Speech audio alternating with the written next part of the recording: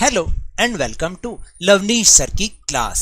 This is Directorate of Education GNCT of Delhi's worksheet number 10, and it is only for class 8 students. It has taken from the subject English, and we will learn and understand and continue poem The Ant and the Cricket continued in this worksheet. So students, आज की इस worksheet में भी हम poem ant and the cricket को जारी रखेंगे, continue करेंगे और समझेंगे कि देखेंगे आखिर आगे होता क्या है।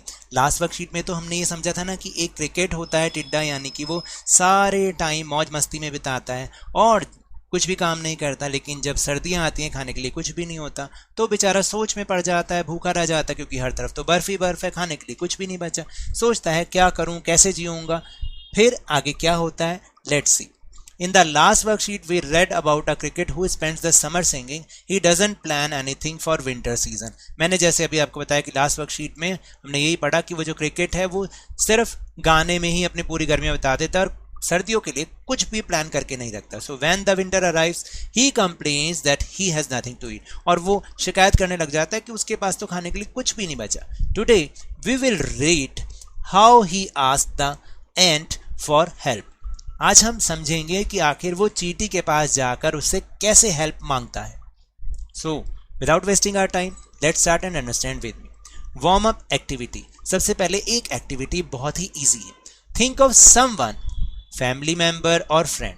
वो आपका फैमिली मेंबर भी हो सकते हैं और फ्रेंड भी हो सकते हैं। Who has the following qualities, जिनके अंदर जो नीचे लिखी हुई क्वालिटीज हैं। राइट हिज और her name in the blank and your relationship with him और हर इन द ब्रैकेट्स। आपको क्या करना है, नीचे कुछ क्वालिटीज लिखी हुई हैं, आपको उनको ध्यान में रख के अपने फैमिली मेंबर का ध्यान करना है या फिर फ्रेंड्स का ध्यान करना है और उनका नाम लिखना है कि वो क्वालिटी किस में है और वो आपके क्या लगते हैं, रिलेशनशिप आपकी क्या है, आपको वो लिखना है। तो चलिए देखते हैं एक बार। जैसे कि हार्ड वर्किंग है, तो हार्ड वर्किंग में मैं फॉर एग्जाम्पल जैसे लिखना चाहूँगा किरण। वो बहुत हार्ड वर्किंग है और वो मेरी मदर है। ठीक है, अब ऐसे ही आपने भी, ये तो मेरा एग्जाम्पल है और मैं कोई एग्जाम्पल लिख रहा हूं, आप अपने एग्जाम्पल लिख सकते हैं। एनर्जेटिक, जैसे एनर्जेटिक के लिए लिखना है तो अब एनर्जेटिक के लिए हम किसका नाम लिख सकते हैं। मैं जैसे यहां पर लिख रहा हूं Pavan and he is my brother, BROTHER brother. ठीक है, और पंक्चुअल में देखिए एनर्जेटिक का मतलब तो जैसे वो होता है कि हमेशा एनर्जी से फुल ऑफ एनर्जी हो। हार्ड वर्किंग का मतलब मेहनती। अब थर्ड जो है वो है पंक्चुअल। पंक्चुअल का मतलब होता है जो हमेशा हर काम अपना टाइम से करता हो।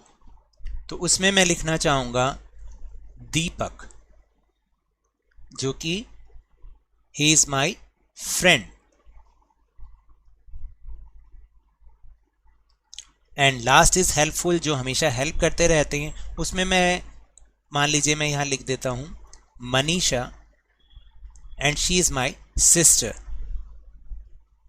वो हमेशा हेल्पफुल रहती है, हर एक की हेल्प करती है। इस तरह से आप भी, आपको जिसका ध्यान आता है इन क्वालिटीज को सुनकर आप उनका नाम लिखिए और उनके साथ अपना रिलेशन लिखिए। बहुत ईजी और बहुत अच्छी एक्सरसाइज है ये। So now will move on the poem. So now read the following stanzas from the poem and answer the questions that follow. अब आपको नीचे दिए गए पोएम के स्टैंजास को ध्यान से पढ़ना और समझना है और फिर जो क्वेश्चंस हैं उनके आंसर करने हैं। तो देखते हैं stanza number 2। At last by starvation and famine made bold, यानी अंत में स्टारवेशन का मतलब होता है भूखमरी और फेमाइन का मतलब होता है अकाल पड़ना। फेमाइन का मतलब जब अकाल हो जाता है, खाना नहीं होता। सर्दियों में ऐसा ही होता है, हर तरफ बर्फ ही बर्फ होती है किसी कंट्री में और वहाँ पे खाने के लिए कुछ नहीं बचता। तो जब स्टारवेशन, भूखमरी और अकाल मेड बोल्ड और ज़्यादा हो रहा हो, ऑल ड्रिपिंग विद वेट, सब कुछ गीला गीला, सर्दियों में ऐसे ही होता है ना। And all trembling with cold, और सभी कोल्ड से कड़कड़ाते हों, थरथराते हों, कपकपाते हों।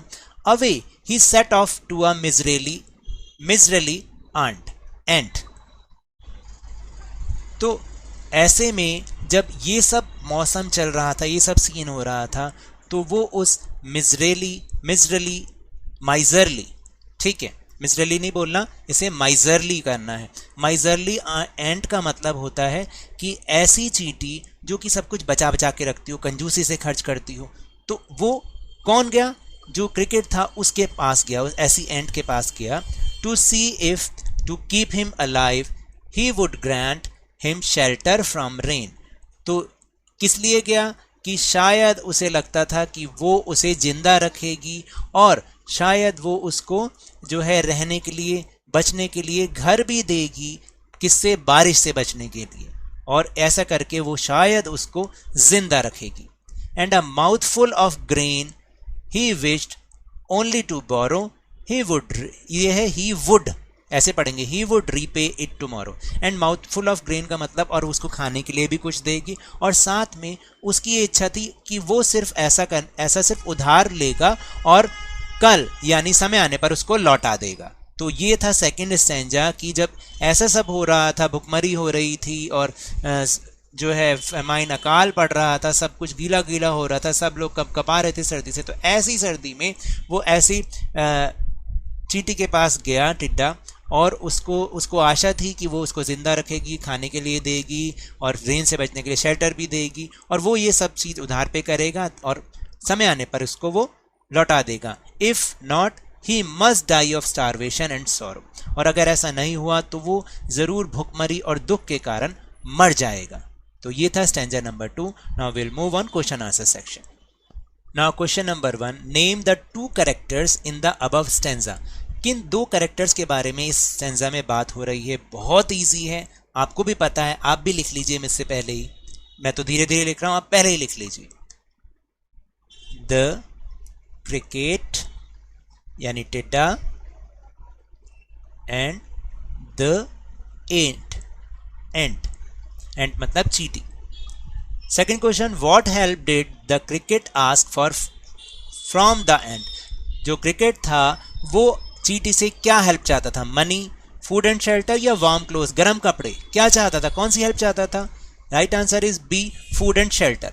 Now find 2 words from the stanza that are related to shortage of food. यानी फूड की कमी से रिलेटेड ऊपर 2 वर्ड्स आए, उनको आपको ढूंढ के लिखना है। तो अभी मैंने समझाया भी था, वो है स्टारवेशन यानी भुखमरी एंड फेमाइन। फेमाइन का मतलब होता है अकाल पड़ना, ठीक है, फेमाइन कहते हैं इसे। Now question number 4, from the stanza right the rhyming words for. अब आपको यहाँ पे जो वर्ड्स लिखे हैं ऊपर स्टैंजा में से उनके राइमिंग वर्ड्स लिखने हैं। राइमिंग वर्ड्स जानते हैं क्या होते हैं? सेम साउंड वाले वर्ड्स होते हैं। तो जैसे रेन, रेन का जो राइमिंग वर्ड होगा वो क्या होगा? रेन का हो जाएगा ग्रेन।